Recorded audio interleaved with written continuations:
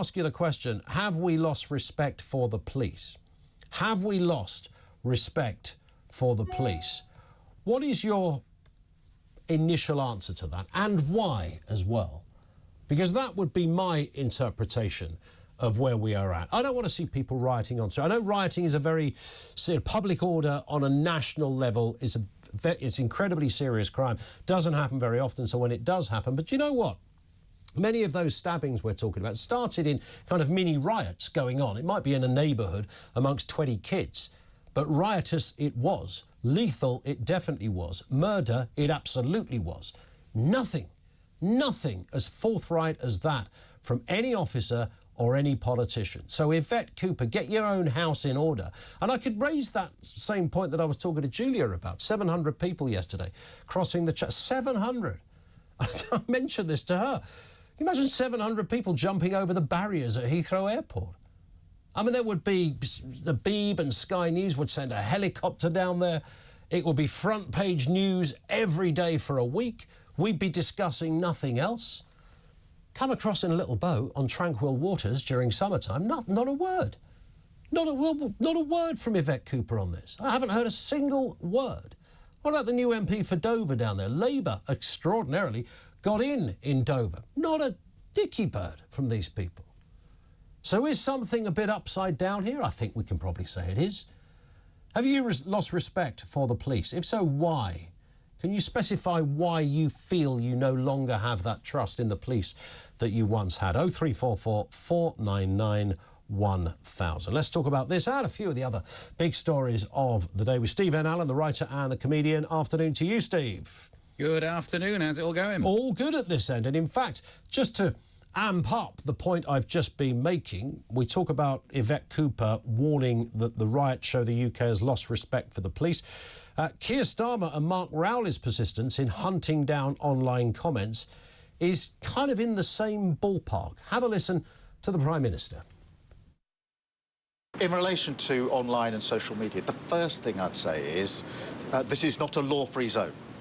And I think that's clear from the prosecutions and sentencing. Today we're due sentencing for online behaviour. That's a reminder to everyone that whether you're directly involved or whether you're remotely involved, you're culpable and you will be put before the courts if you've broken the law. And so that's happening today, that sentencing. Very happy about that, Steve. And look, nothing wrong with catching a bad guy. And if somebody's saying abusive, racist, insightful things online, then naturally you go after them. But that sense of disparity between this crime and other crimes is pretty loud and clear. Yeah, and it's also to do with the order in which we should be investigating crimes. Because I could complain as well when, you know, the question of why don't we trust police? I had a bike that got nicked last year. I mean, you know, no one came out to say, let me reassure you, we'll do everything. It was, let me reassure you, we will not look into this. Jog on, mate. Where was the Chief Constable of Merseyside when somebody nicked your bike, Steve? That's exactly. What I want to know. Well, the thing is, we probably do know, busy doing some online stuff. And this is what I mean about the order. So, yeah, if you've got a riot where people are trying to set fire to a building with people in it, top of the shop, you go after those people, and that deserves a long sentence. Lower down on that list, someone who sent a tweet saying, let's set fire to buildings. Again, I'm not in favour of it, but you don't have to listen to it. As my mum used to say, just because someone said you should do it, would you follow them if they said jump off a bridge? So that's the pecking order, isn't it? Before you get down to let's investigate bad tweets, you better sort out all the other crimes that happen in the real world first, not necessarily including my stupid bike, but definitely sorting out the knife crime. And I think that's what you've hit upon there. The order of this is so wrong. Because before they've prioritised all of those crimes that have led to all of those deaths, they've looked at offensive tweets, which I'm sure you could sort out online. Maybe it's, you know, get banned from the platform or something, but prioritising prison sentences for people who sent a tweet that is not liked. And it's not just about the riots, is it? This has been going on forever. We always get the Daily Mail stories about police investigating someone for an offensive tweet. Fine, if you've done all the other crimes. If they've all been sorted out, then fill your boots. If you've got a bit of spare time at the end of the day, look online. But until you've sorted out the other crimes, get focused. I mean, I've got a sense here. You know how some online newspapers, and I'm thinking of the Mail Online, which is a hugely successful operation, whether people like it or not, but it's very easy to digest and to look at. But quite a lot of the time, you'll get a story on there that is essentially just a series of tweets where a journalist has just written a story and said, people are not happy with the latest Strictly lineup. And then there's like 500 tweets. But that's not a journalism. That's just somebody who's found a really easy way of looking for a story. And I sense with this, Steve, it's something similar going on. It's a very easy way just to find, somebody who's not necessarily politically engaged, not maybe in the cranial department they're not engaged either, and they've written something a bit daft on social media. Very easy for a couple of coppers to sit at a desk just trolling through Twitter and coming up with half a dozen wrong uns.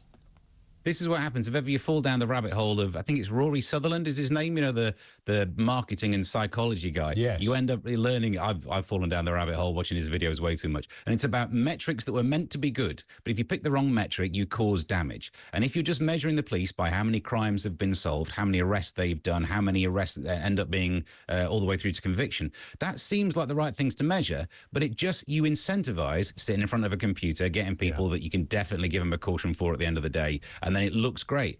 Whereas what you then don't incentivize is solving the hard-to-solve crimes, getting out there, trying to stop the knife crime, trying to actually pursue burglaries, and sing it with me, shoplifting, the one that gets mentioned every week on radio. All the time. And show you a free pass. You can nick anything you like these days. Take a big flat screen out of John Lewis. Nobody will blink. But, if you say some bad words on social media, they're coming for you. Let's move to this story, Steve. A row erupting in a small Norfolk village of Claxton over the parish council's decision to fly a Union Jack outside its own building. Whatever the outcome, make sure you fly it, though, the right way round. And there's one at the bottom, but it does not run along the bottom edge. It runs along the side. We don't want that one. We want the one that runs along the top of the flag at the corner of the hem. That's a fella explaining the right way round to fly the Union Jack, or the Union flag, as I think it's called, Steve. You say, fella, but if you're talking about hems, I'm not sure. It's like you've crossed the line. This is a great story because it's a village that's got like a population of 300 people. Yeah. So they could sort it out, I'm sure. But the idea that you'd put people off, that you might impact property prices by flying the Union flag. So you telling me Buckingham Palace would be worth more if you didn't have that racist flag up top? It's a good point. I'll be. It's a good point. I think it's ridiculous. This is the problem with this debate. I mean, we've had it when Nike was doing its thing with the St. George's Cross thing. Do you know the best thing you could do if you want to try and fight racism? Be anti-racist and fly the flag. Because then it wouldn't be synonymous with anything. If you were a big old anti-racisty person and outside your house you got the St. George's Cross and the Union flag, no one would know what that flag means anymore. Look how you can improve it. You can't be against a nation's flag. I'm like, no other nation seems to have this problem. It's our branding. Do they debate this is there a parallel phone-in show going on in Germany or Portugal right now where they're talking about the flag, the problem with the one resident said the flag is often used as a symbol against immigration?